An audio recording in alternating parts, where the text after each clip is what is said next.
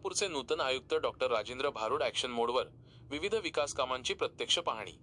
कोल्हापूर महानगरपालिकेचे नूतन आयुक्त डॉक्टर राजेंद्र भारुड यांनी पदभार स्वीकारताच शहराच्या प्रलंबित विकास कामांना गती देण्यासाठी प्रत्यक्ष पाहणी दौरा सुरू केला आहे।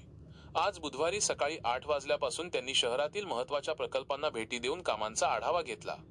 यामध्ये प्रामुख्याने गोकुळ हॉटेल परिसरातील मल्टीलेव्हल पार्किंग, विन्स कॉर्नर येथील गाडी अड्डा, रंकाळा तलाव, केशवराव भोसले नाट्यगृह आणि छत्रपती शाहू महाराज समाधी स्थळाचा समावेश होता।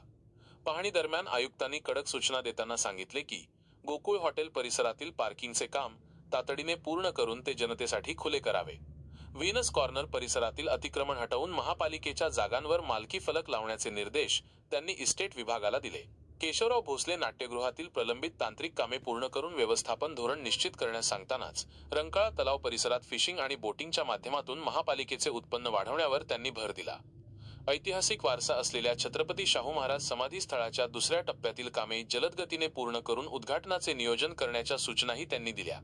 उद्यानांच्या देखभालीसाठी CSR निधीचा वापर करण्याचा नवा दृष्टिकोन त्यांनी मांडला। या दौऱ्यात अतिरिक्त आयुक्त रविकांत आडसूळ, शिल्पा दरेकर यांच्यासह सर्व विभाग प्रमुख उपस्थित होते। आयुक्तांच्या या धडाकेबाज पाहणीमुळे शहरातील रेंगाळलेल्या प्रकल्पांना आता नवी गती मिळण्याची अपेक्षा व्यक्त होत आहे।